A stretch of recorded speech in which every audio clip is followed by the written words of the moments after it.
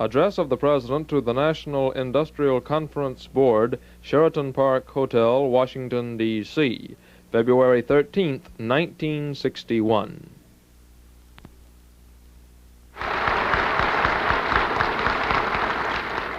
Mr. White, Dean Sayer, distinguished guests, gentlemen, I want to first of all express my personal thanks to all of you for having come to our city and for participating in what I hope will be a most useful and helpful proceeding which will benefit this government and our country. It has recently been suggested that whether I serve 1 or 2 terms in the presidency, I will find myself at the end of that period at what might be called the awkward age. Too old to begin a new career and too young to write my memoir. A similar dilemma, it seems to me, is posed by the occasion of a presidential address to a business group on business conditions less than 4 weeks after entering the White House. For it is too early to be claiming credit for the new administration and too late to be blaming the old one. And it would be premature to seek your support in the next election, and inaccurate to express thanks for having had it in the last one.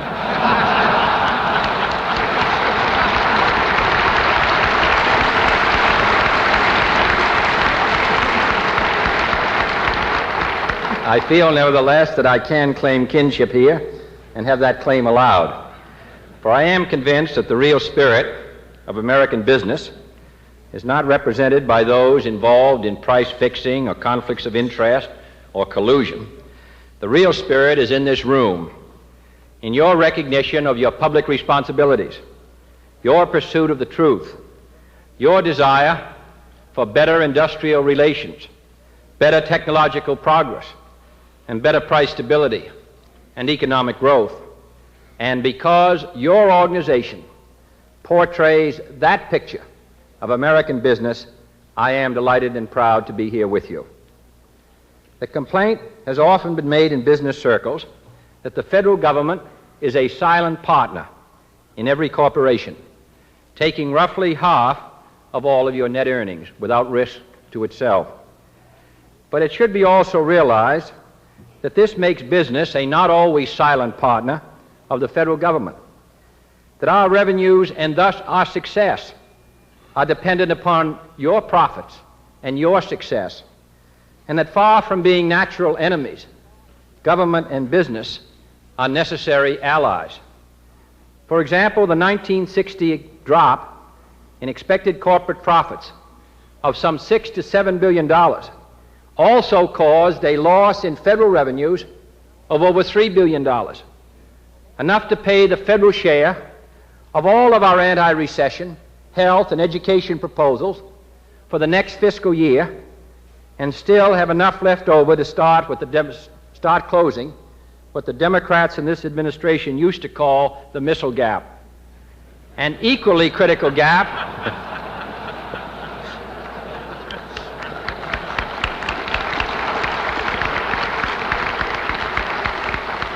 An equally critical gap separates the tax revenues of a lagging economy from those which are potentially within our grasp, a gap of at least $12 billion.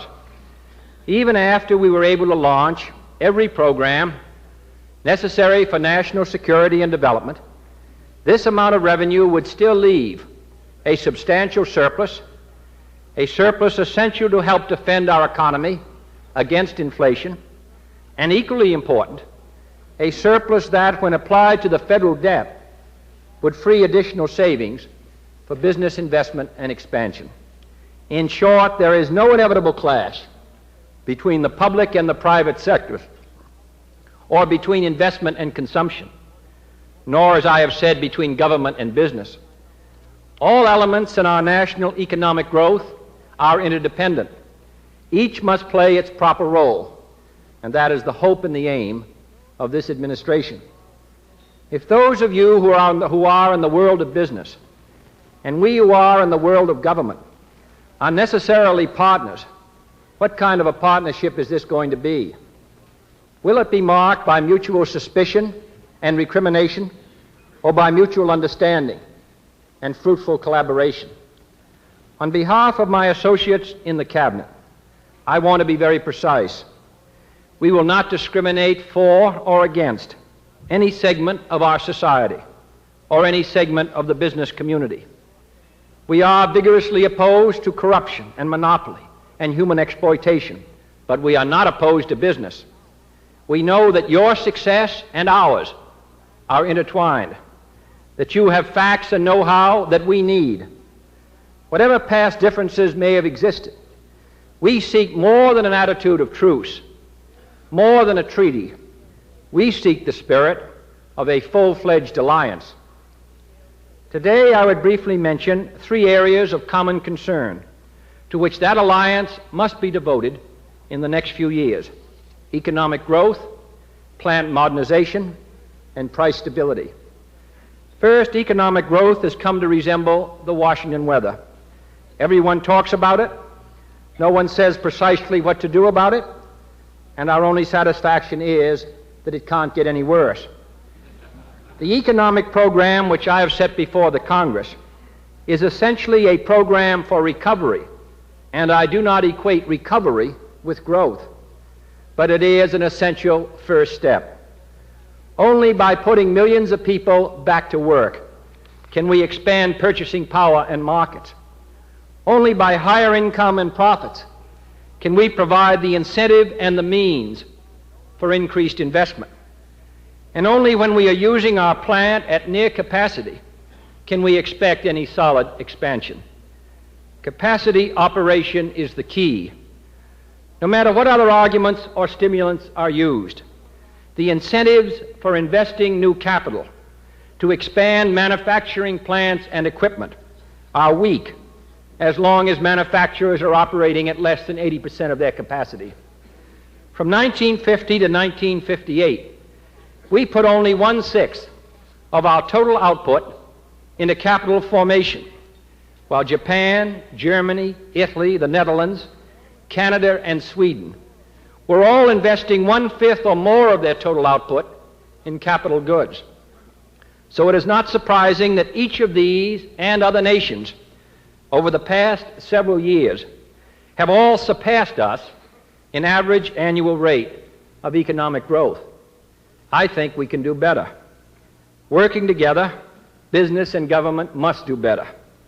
Putting people back to work, using plants to capacity, and spurring savings and investments with at least a large part of our economic gains, beginning not when our economy is back at the top, but beginning now. Secondly, new plant investment not only means expansion of capacity, it means modernization as well. Gleaming new factories and headlines about automation have diverted our attention from an aging industrial plant.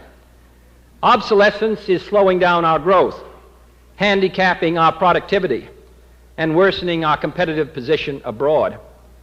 Nothing can reverse our balance of payments deficit if American machinery and equipment cannot produce the newest products of the highest quality in the most efficient manner. The available evidence on the age of our industrial plant is unofficial and fragmentary, but the trend is unmistakable. We are falling behind. The average age of equipment in American factories today is about 9 years. In a dynamic economy, that average should be falling as new equipment is put into place. Instead, the available evidence suggests that it has been slowly rising. Private surveys of machine tools used by manufacturers of general industrial equipment found less than half of these tools over 10 years old in 1949, but 2/3 over that age in 1958. 19% of our machine tools were found to be over 20 years. Meanwhile, other countries have been lowering the average age of their fixed capital. The German example is the most spectacular. Their proportion of capital equipment and plant under 5 years of age grew from 1/6 of the total in 1948 to 2/5 in 1957. All of these facts point in one direction. We must start now to provide additional stimulus to the modernization of American industrial plants. Within the next few weeks, I shall propose to the Congress a new tax incentive for businesses to expand their normal investment in plant and equipment. But modernization and productivity depend upon more than investment in physical resources. Equally essential is investment in human resources. And I think that this is obvious to those of us who've considered the problems of unemployment and depressed areas. There is no doubt that the maximum impact of a reducing economy falls upon those who are at the bottom of the educational ladder. The first people unemployed are those with the least education. The last people to be hired back are those with the least education. So there is a direct connection between increased emphasis on education in this country and also upon increased productivity and technological change. Without strengthened programs for health and education and science and research, new modern plant would only be a hollow shell. Many of these programs are within the province of state and local governments. Full recovery will increase the tax revenue that they so sorely need. But the federal government will have to pay its fair share of developing these human resources. Finally, government and business must turn their attention to the problem of price stability. Concern over the resumption of inflationary pressures hang over all of our efforts to restore the economy, to stimulate its growth, and to maintain our competitive status abroad. In recent days, complaints have been voiced in some quarters that this administration was not meeting its responsibilities in this area. But the facts are that whatever one may regard our responsibilities to be, we are almost totally without direct and enforceable powers over the central problem. A free government in a free society has only a limited influence, provided that they are above the minimum, over prices and wages freely set and bargained for by free individuals and free enterprises. And this is as it should be if our economy is to remain free. Nevertheless, the public interest in major wage and price determinations is substantial. Ways must be found to bring that public interest before the parties concerned in a fair and orderly manner. For this reason, I have announced my determination to establish a Presidential Advisory Committee on Labor Management Policy, with members drawn from labor, management, and the public. I want this committee to play a major role in helping promote sound wage and price policies, productivity increases, and a betterment of America's competitive position in world markets. I will look to this committee to make an important contribution to labor management relations and to a wider understanding of their impact on price stability and our economic health. And in this undertaking, I ask and urge the constructive cooperation of this organization and its members. Economic growth, plant modernization, price stability, these are all intangible and elusive goals. But they are all essential to your success and to the success of our country. Initiative, innovation, hard work, and cooperation will be required on your part and on ours. But I have confidence in our nation, confidence in our economy, and confidence in your ability to meet your obligations fully. I hope that my associates and I can merit your confidence as well. For I can assure you that we love our country, not for what it was, though it has always been great, not for what it is, though of this we are deeply proud, but for what it someday can, and through the efforts of us all, someday will be. Thank you.